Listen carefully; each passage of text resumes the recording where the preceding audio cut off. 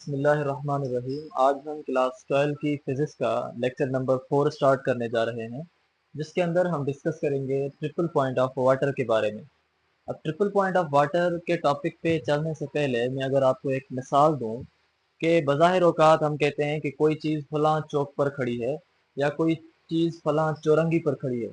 अब चौक या चौरंगी का मतलब ये होता है कि एक ऐसी पॉइंट जहाँ पर बहुत सारे रास्ते मिलते हों, बहुत सारे पाथ या बहुत सारे रोड मिलते हों, हम ऐसी पाथ को कहते हैं कि वो एक चौक है या वो एक चौरंगी है। इसी तरह सिंध के इलाके खैरपुर के अंदर हमारे पास एक इलाका है जिसको हम कहते हैं ट्रिमोय।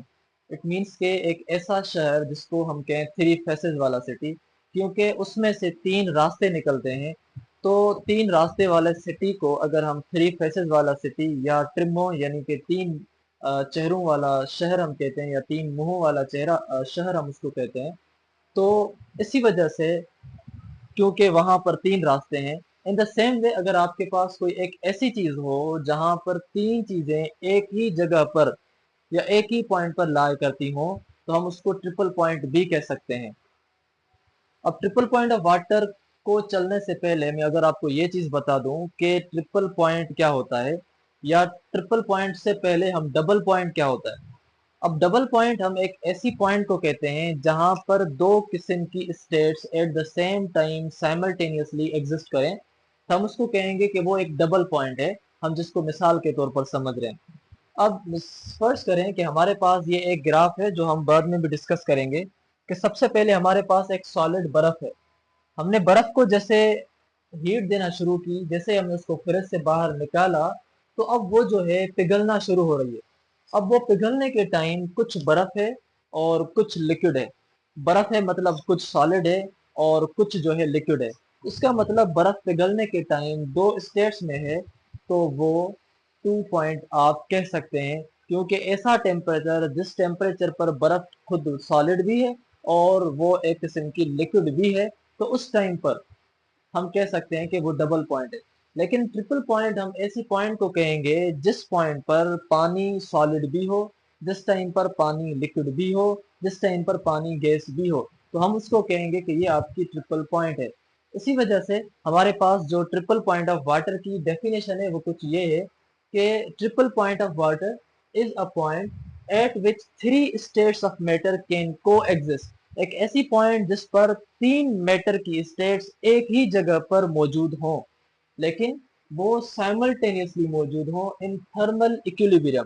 और उस टाइम जो उन तीनों स्टेट्स का टेम्परेचर होगा वो एक जैसा होगा, और टेम्परेचर एक जैसा होने की वजह से हम उनको इक्विलिब्रियम कह रहे हैं। और टेम्परेचर चूंकि थर्म है, हीट है, इसी वजह से हम उसको थर्मल इक्विलिब्रियम कह रहे हैं।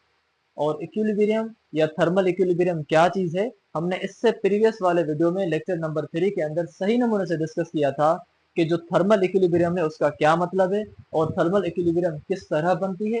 ये सब चीजें हम इजी नमूने से प्रीवियस वीडियो के अंदर डिस्कस करके आए हैं।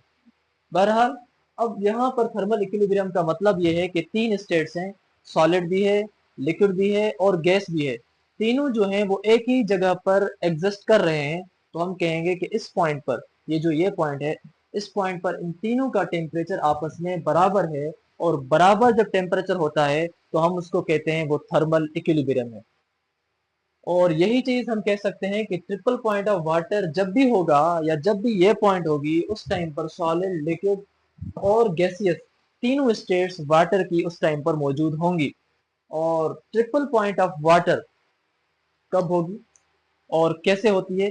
ट्रिपल पॉइंट ऑफ वाटर को होने के लिए एक मखसूस टेम्परेचर होता है, एक मखसूस प्रेशर है। ऐसे नहीं है कि आपने पानी को रख दिया वहां पर ट्रिपल पॉइंट आ गई, आपने फ्रिज में पानी को रख दिया वहां पर ट्रिपल पॉइंट आ गई।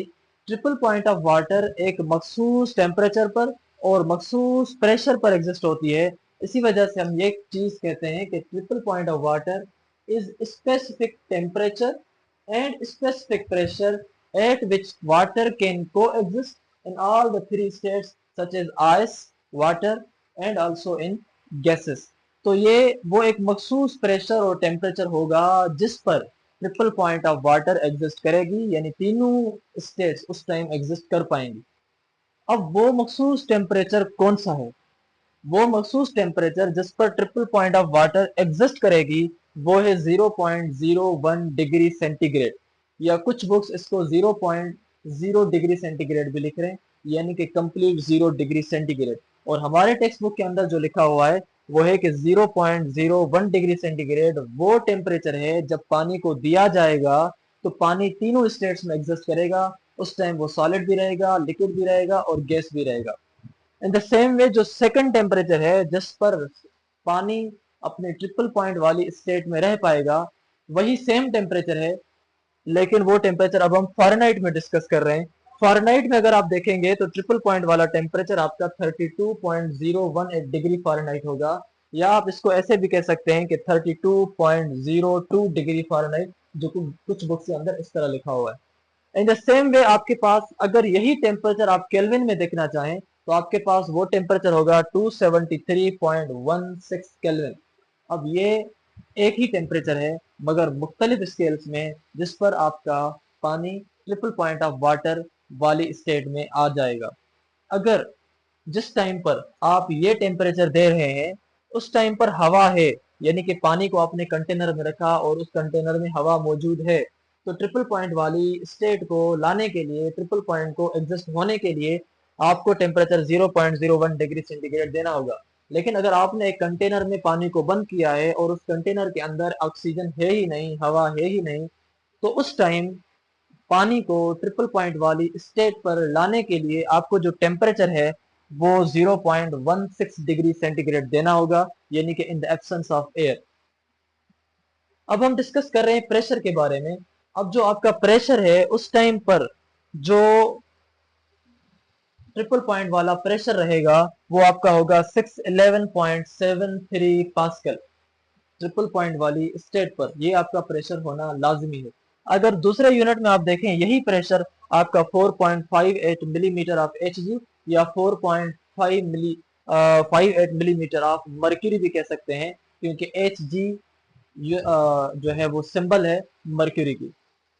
अब हम इस चीज पर आते हैं कि क्या ट्रिपल पॉइंट ऑफ वाटर अगर एग्जिस्ट हो गई है किसी पॉइंट के ऊपर तो क्या फिर वो इधर उधर हो सकती है?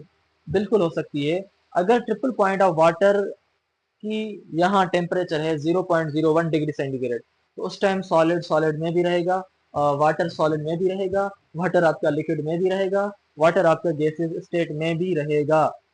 मगर जैसे ही जैसे ही आपका टेम्परेचर थोड़ा कम हुआ या थोड़ा ऊपर हुआ तो आपका स्टेट जो पहले ट्रिपल पॉइंट वाला था पानी का वो खत्म हो जाएगा। वो या तो सॉलिड हो जाएगा, या तो लिक्विड हो जाएगा, या तो गैस हो जाएगा। तो इस वजह से हम ये कह सकते हैं कि at that point if a very small change in pressure और टेम्परेचर अकर्स, अगर बहुत सी छोटी भी चेंज आ जाएगी टेम्परेचर में या प्रेशर में, तो it will change into any one of the three states. तो वो ट्रिपल पॉइंट वाली स्टेट या ट्रिपल पॉइंट वाला पानी जिसपे तीनों स्टेट्स थी, वो तीनों स्टेट्स में से किसी एक दूसरी स्टेट में चला जाएगा।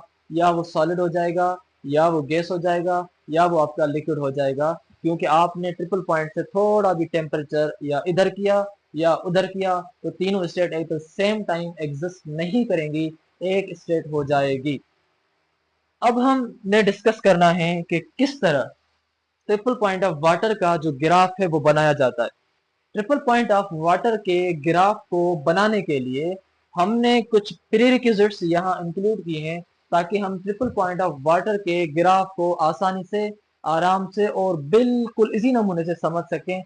इसी वजह से हमने कुछ चीजें एक्स्ट्रा इंक्लूड की हैं ताकि उनकी मदद से हम बाद में ट्रिपल पॉइंट ऑफ वाटर को समझ पाए। अब सबसे पहले हमारे पास ये एक ग्राफ है जिसके अंदर हमने बर्फ रखी है, और यहाँ पर जब हमने बर्फ रखी तो बर्फ का टेम्परेचर बिल्कुल कम था, बिल्कुल लो था। हमने यहाँ उसको हीट देना शुरू की। जैसे ही हमने उसको हीट देना शुरू की तो अब ये जो बर्फ है इस पॉइंट पर उसने मेल्ट करना शुरू किया। इस पॉइंट से जैसे ही उसने मेल्ट होना शुरू किया तो यहाँ से लेकर यहाँ तक उसका मेल्टिंग वाला प्रोसेस है, ये उसका फेज है, ये इसका इंटरचेंजिंग हो रही है यहाँ पर, क्योंकि वो अभी सॉलिड में से पानी में कन्वर्ट हो रहा है। तो इस पॉइंट पर जब वो मेल्ट हो रहा है उस टाइम पर ये छोटी सी या थोड़ी सी बर्फ बची है, और कुछ जो है वो पानी में चीज कन्वर्ट हो गई है।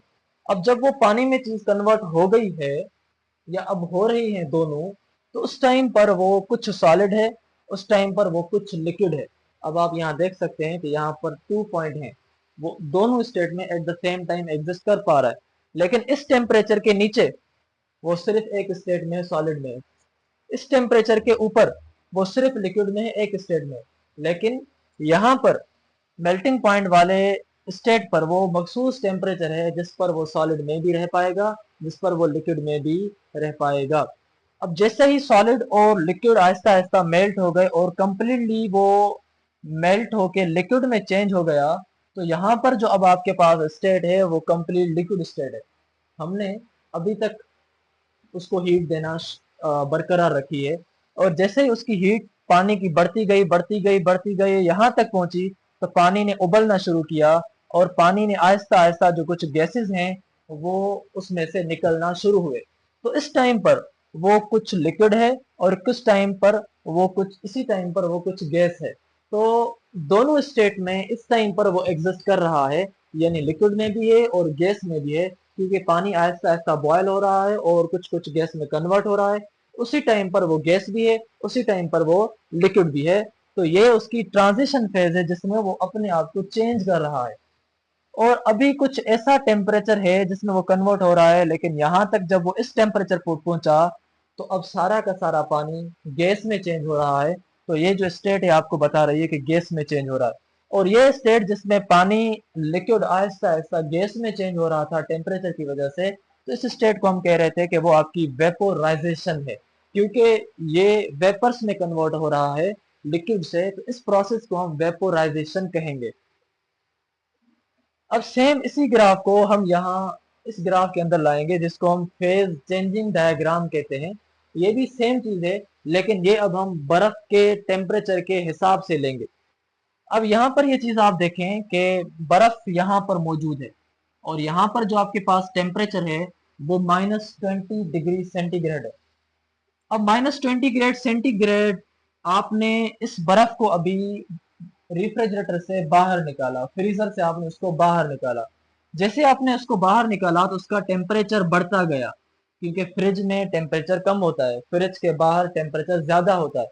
अब इसका जो टेम्परेचर पहले -20 था, अब बढ़ता गया बढ़ता गया बढ़ता गया और वो टेम्परेचर अब हो गया 0। यानी अब जो है बर्फ आपकी पिघलना शुरू हो रही है। आहिस्ता आहिस्ता 0 डिग्री सेंटीग्रेड पर बर्फ पिघलना शुरू होगी, और 0 डिग्री सेंटीग्रेड से अगर आप पीछे जाएंगे तो वो बर्फ होना शुरू होगी। 0 डिग्री सेंटीग्रेड के बाद अगर आप जाएंगे, यानी 0 से लेकर 1 2 3 जाएंगे, तो बर्फ आपकी पिघलना शुरू होगी। यहाँ पर एक और चीज भी मैं आपको अगर बता दूं, अगर आपको वो चीज समझ नहीं आ रही, कि मैं ये कह रहा हूँ कि -20 डिग्री सेंटीग्रेड से टेम्परेचर आपका 0 हो गया, तो आप मैं कह रहा हूँ कि वो टेम्परेचर बढ़ रहा है। आप कहेंगे कि -20 से 0 हुआ तो बढ़ा कैसे, कम होना चाहिए। ये असल में मैथमेटिक्स है। इसका मतलब ये है कि पहले वो नेगेटिव में था, अब वो आपका 0 हो गया।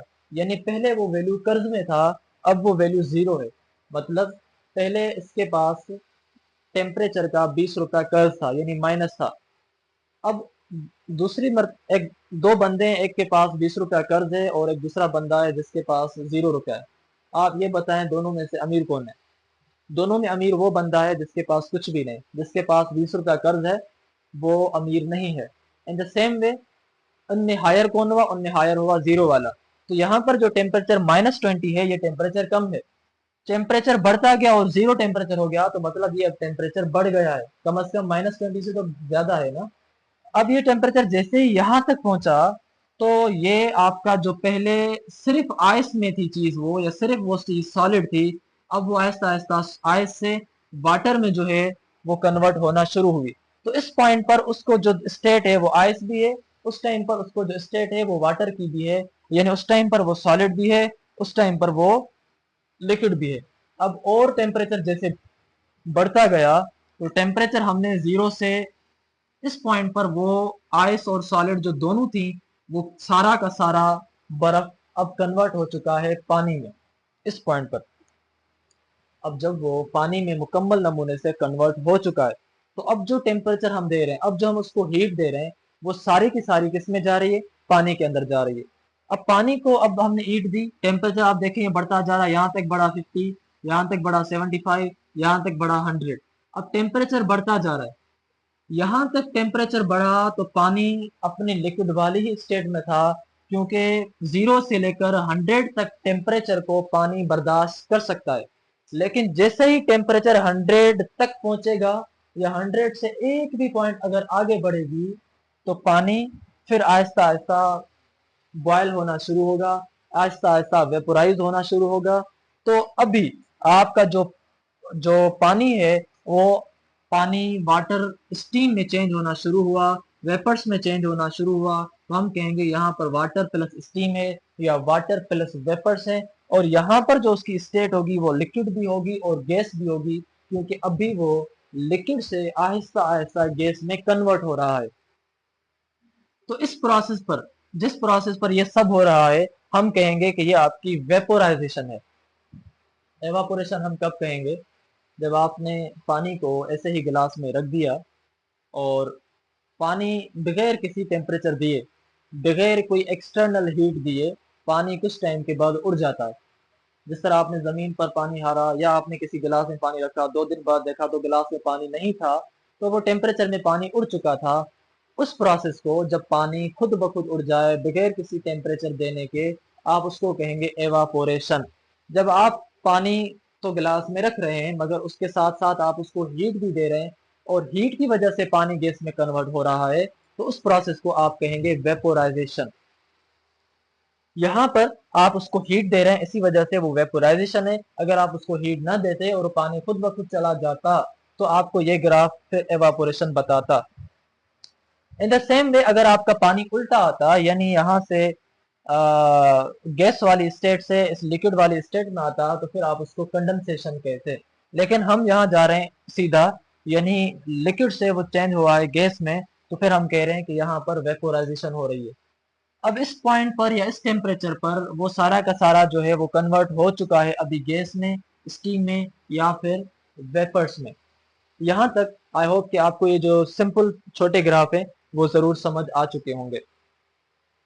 अब हम चलते हैं इस पॉइंट की तरफ जिसमें हम इन चारों स्टेट्स को डिस्कस करेंगे, और वो डिस्कस इसलिए करेंगे ताकि ये चीजें हमें फिर इस ग्राफ के अंदर हेल्प आउट करें, हमें मदद दें। देखें, जब भी आप सॉलिड से कोई चीज लिक्विड में चेंज करेंगे, तो सॉलिड से लिक्विड में चेंज जब होती है तो मतलब वो पिघल रही है, मतलब आइस चेंज हो रही है लिक्विड के अंदर। जब आपकी आइस चेंज हो रही है लिक्विड के अंदर, तो उस पॉइंट को आप कहेंगे कि वो है आपकी melting. In the same way अगर आपका पानी या आपका लिक्विड चेंज हो रहा हो सॉलिड में, तो आप उस प्रोसेस को कहेंगे कि वो है फ्रीजिंग।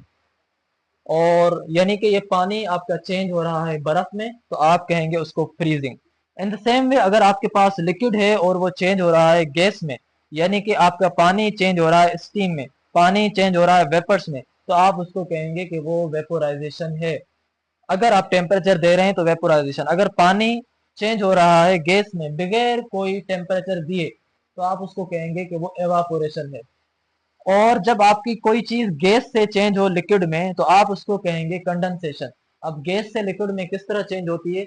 आप अगर कोई ठंडी बोतल बाहर रखेंगे तो उस ठंडी बोतल के बाहर थोड़ा थोड़ा पानी आ जाता है, जिस तरह स्वीट होता है, जिस तरह अब पानी के ड्रॉप्स होते हैं उस तरह आ जाते हैं। अब ये पानी के ड्रॉप्स कहाँ से आते हैं? जो हवा में स्टीम या हवा में वेपर्स फिर रही होती हैं, जैसे ही वो उस ठंडी बोतल के साथ टकराती हैं, तो वो डायरेक्ट स्टीम वाला गैस या डायरेक्ट वेपर्स वाला पानी बर्फ या उस ठंडी बोतल से या ठंडे गिलास से लगने की वजह से वो बाहर पानी आ जाता है, जिसको हम फिर कहते हैं इस प्रोसेस को कंडेंसेशन। उसके बाद आपके पास जब आपका गैस चेंज हो, सॉलिड चेंज हो गैस में, तो हम उस प्रोसेस को कहेंगे सब्लिमेशन। अब सब्लिमेशन किस तरह है कि आप जब बर्फ निकालते हैं बाहर रेफ्रिजरेटर से, तो बर्फ से धुएं निकल रहे होते हैं। अब बर्फ तो वैसे सॉलिड है, धुआं गैस है, तो सॉलिड से डायरेक्ट धुआं हो रहा है, सॉलिड से डायरेक्ट वेपर्स हो रहे हैं, सॉलिड से डायरेक्ट गैसेस हो रही हैं। तो ऐसे प्रोसेस को आप कहेंगे कि ये आपके पास सब्लिमेशन है, सिंपल वे के अंदर। अगर आपका गैस चेंज हो सॉलिड के अंदर, तो आप फिर उसको कहेंगे कि वो आपकी डिपोजिशन है। अब गैस आपका सॉलिड में किस तरह चेंज होता है, उसका मिसाल सिंपल है। कि अगर आप बहुत सारे दरख्त के पत्तों को, बहुत सारे पेजेस को बाहर एनवायरनमेंट में जाकर बड़े से कचरे के ढेर को आग लगाते हैं, तो आग लगाने के बाद जब धुआं ऊपर चला जाएगा तो कुछ टाइम के बाद ऊपर से छोटे छोटे कार्बन टाइप चीजें गिर रही होंगी, छोटी छोटी ब्लैक सी चीजें, बिल्कुल हल्की सी चीजें गिर रही होंगी, वो होती हैं सॉलिड में। तो धुआं कन्वर्ट हो चुका होता है सॉलिड में ऊपर। तो ऐसे प्रोसेस को हम कहते हैं कि वो आपका है डिपोजिशन। अब आपके पास वो सारे बेसिक जो इस ग्राफ को समझने के लिए चाहिए वो आपने यहाँ तक समझ लिए हैं। अब हम आते हैं इस ग्राफ के ऊपर, जिसमें आप इसको पहले कुछ मिनट ग्राफ ना समझें, अभी कुछ टाइम ऐसे आप समझें कि ये एक किस्म का कंटेनर है जिसके अंदर 3 सेक्शंस हैं। पहले सेक्शन में हमने बर्फ रखी है, दूसरे सेक्शन में हमने पानी रखा है, तीसरे सेक्शन में हमने उसको गैस रखा है। अब ये जो तीनों चीजें हैं ये पानी के, यहाँ पर पानी सॉलिड वाली स्टेट में है, यहाँ पर पानी लिक्विड वाली स्टेट में है, और यहाँ पर पानी गैसेस वाली स्टेट में है। अब हमने उनको टेम्परेचर दिया। होना तो ये चाहिए कि अगर टेम्परेचर ज्यादा हो तो ये सारे के सारे गैस में कन्वर्ट हो जाए।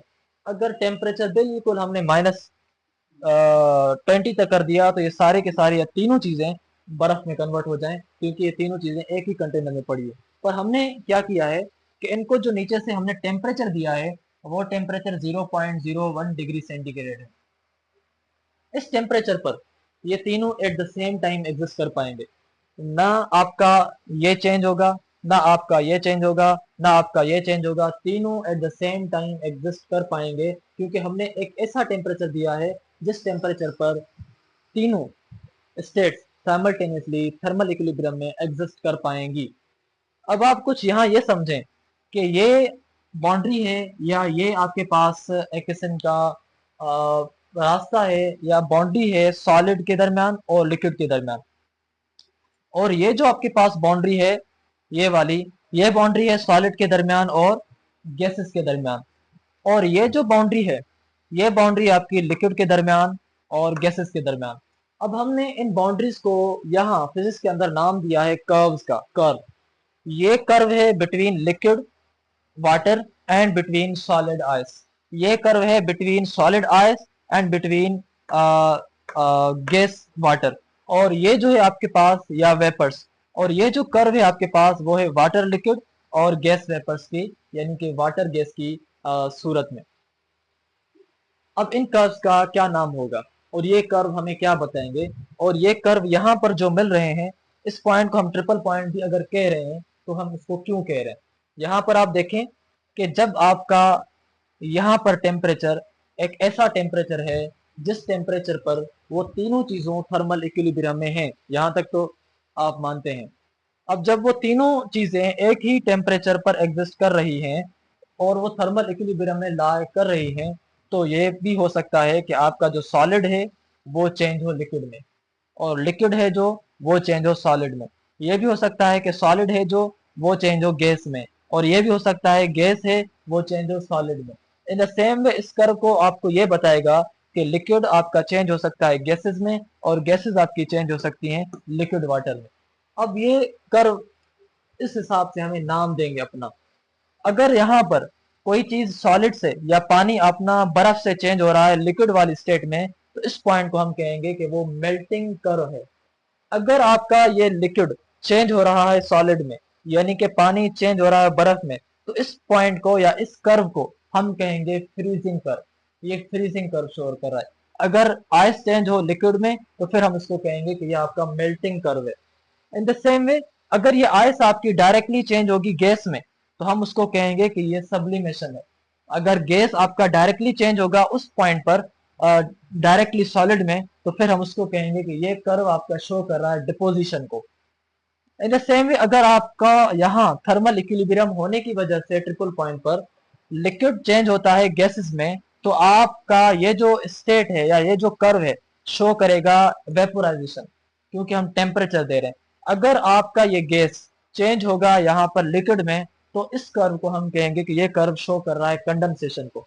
यहाँ पर ये तीनों कर्व साइमल्टेनियसली एग्जिस्ट करेंगे और तीनों कर्व जिस पॉइंट पर मिलेंगे उस पॉइंट को हम कहेंगे ट्रिपल पॉइंट ऑफ वाटर, क्योंकि मेल्टिंग का कर्व, सब्लिमेशन का कर्व, वेपोराइजेशन का कर्व जब एक पॉइंट पर मिले तो उस पॉइंट को हम कहेंगे ट्रिपल पॉइंट ऑफ वाटर। तो इसी वजह से आप ट्रिपल पॉइंट ऑफ वाटर की ये भी डेफिनेशन लिख सकते हैं कि triple point of water is that point eight which the curve of sublimation, at which the curve of melting process, or at which the curve of vaporization meets at one place. That point where they all are meeting is known as the triple point of water.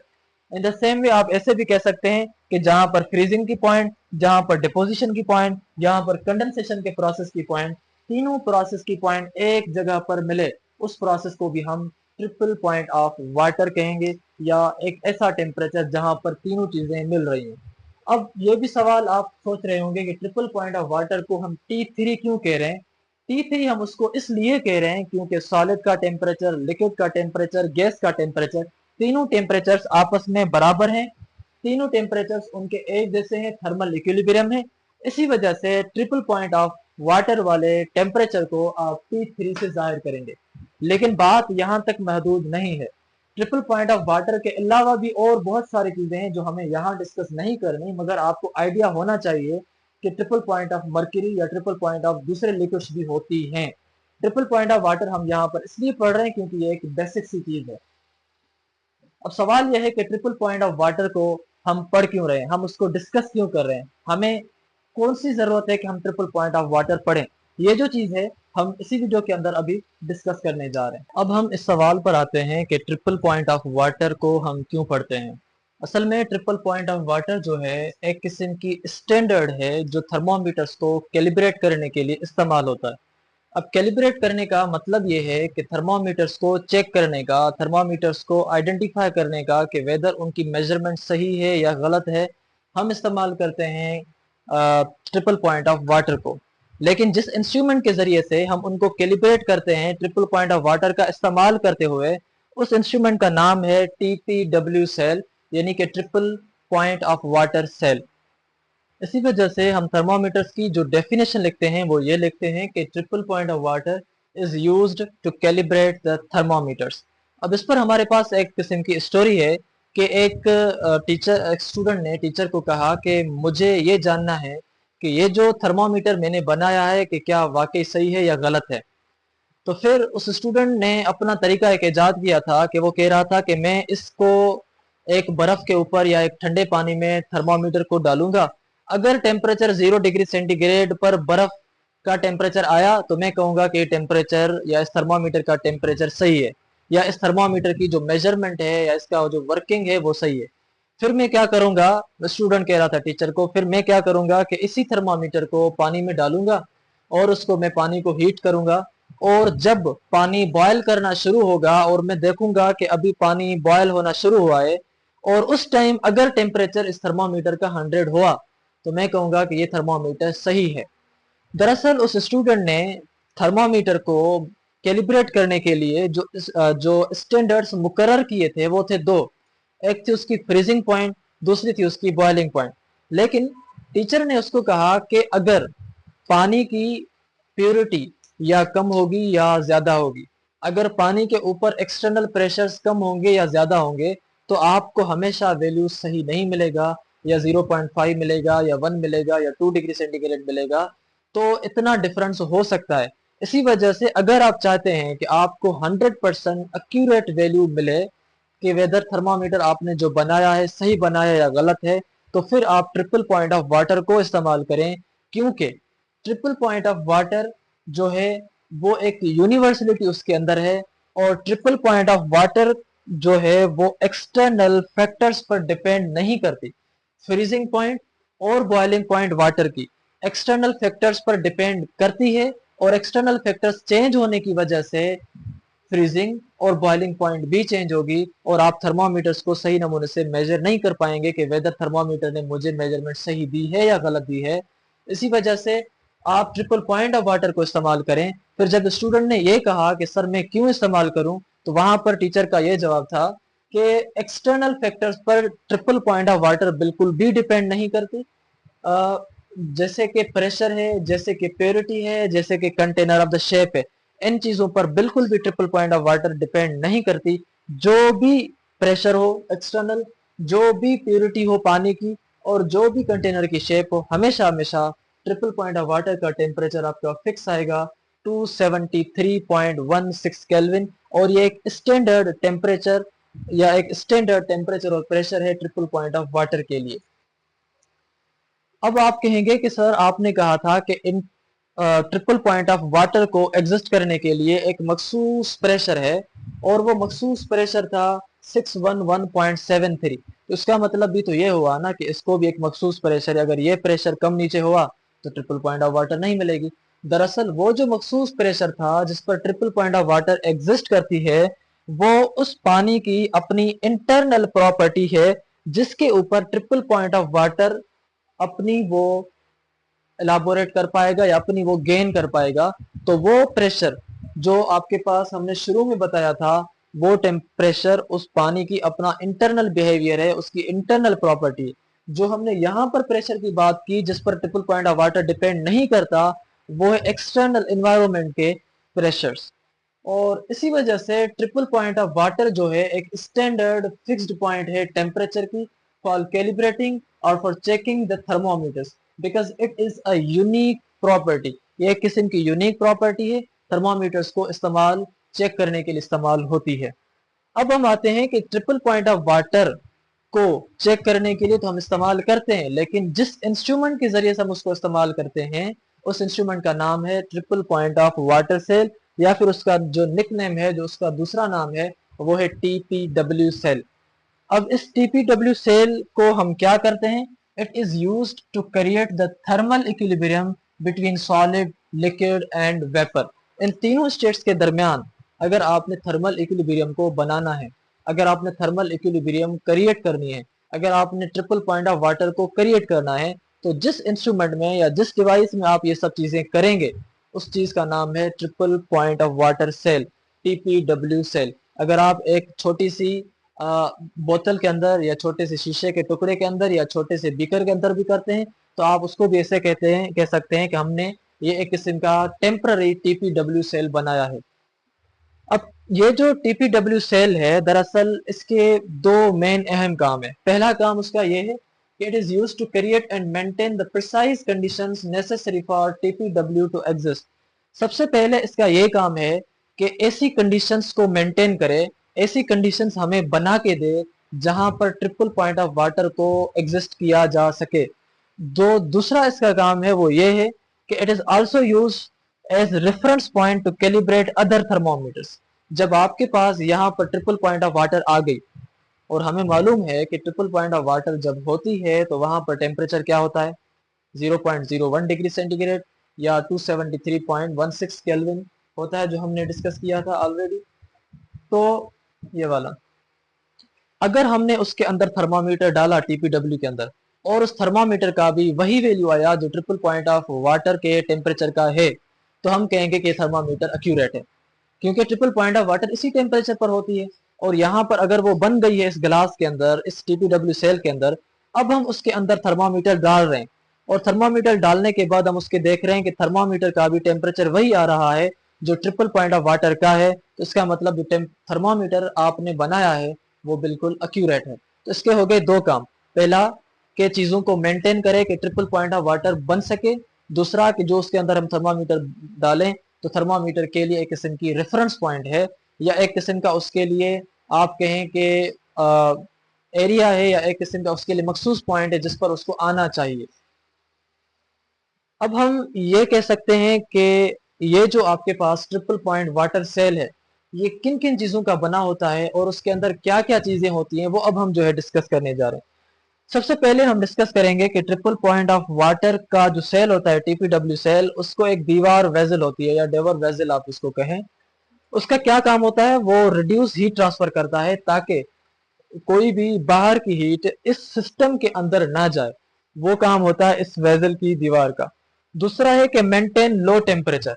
इसका ये काम होता है कि भाई temperature को maintain करो, low temperature को मेंटेन करो। तीसरा इसका काम ये होता है कि प्रिवेंट आइस फॉर्मेशन आउटसाइड। अब अगर यहाँ पर अंदर टेम्परेचर 0.01 डिग्री सेंटीग्रेड है, अब आपको मालूम है, जैसे हमने पहले पढ़ा कि 0.01 डिग्री सेंटीग्रेड या 0 डिग्री सेंटीग्रेड पर बर्फ बनना शुरू होती है, और 0 से लेकर -32 तक या और नीचे बर्फ ही बर्फ होती है। 0 से या 0 के बाद आपकी बर्फ पिघलना शुरू होती है। तो 0 डिग्री सेंटीग्रेड पर या 0.01 डिग्री सेंटीग्रेड पर आपका यहाँ टेम्परेचर है, मतलब कि आपके पास यहाँ ऐसा टेम्परेचर है कि ये दीवार बाहर से ठंडी हो सके, ये दीवार बाहर से भी उसके ऊपर बर्फ जम सके। तो इस दीवार का या इस वेसल की लेवर का ये काम होता है कि प्रिवेंट आइस फॉर्मेशन आउटसाइड, बाहर उसकी जो बाउंड्री है उसके ऊपर आइस फॉर्मेशन से ये चीज इसको प्रिवेंट करती है। दूसरी चीज ये होती है आइस शीथ, या हम उसको कहते हैं आइस मेंटल, MANTLE।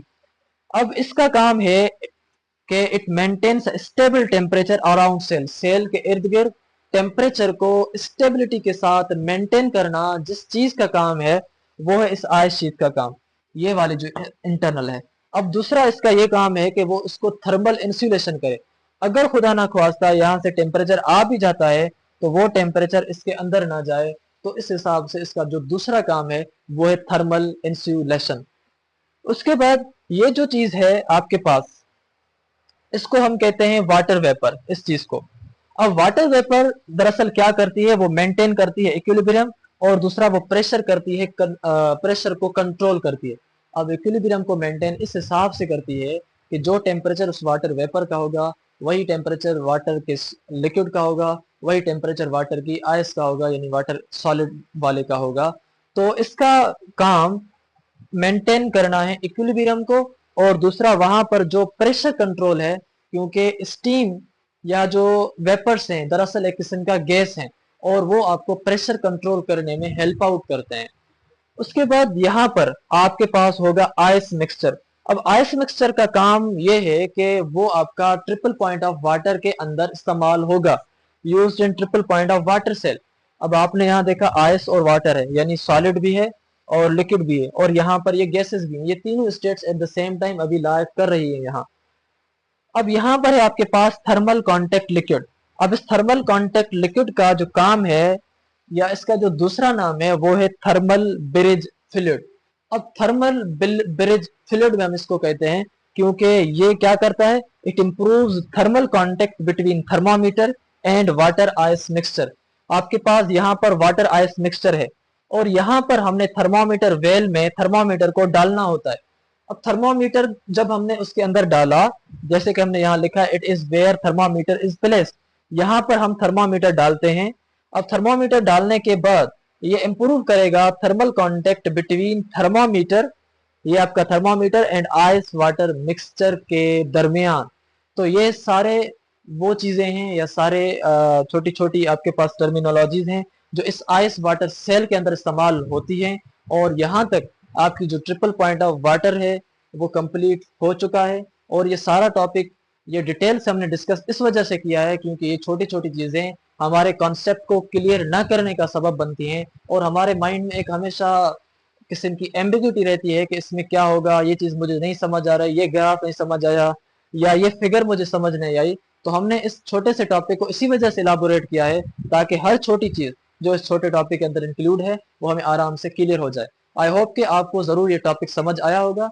उसके बाद हम लेक्चर 5 स्टार्ट करेंगे जिसमें हम बॉयल्स लॉ, चार्ल्स लॉ और एवागेड्रो लॉ को डिस्कस करेंगे, और वो भी बिल्कुल इजी तरीके से, ताकि आपको तीनों लॉ समझ आ जाएं। फिर उनकी मदद से हम जनरल गैस इक्वेशन बनाएंगे उसके बाद वाले लेक्चर में। फिर उसके बाद हम जो है वो डिस्कस करेंगे न्यूमेरिकल्स को या प्रॉब्लम्स को। तब तक दीजिएगा इजाजत। अल्लाह हाफिज।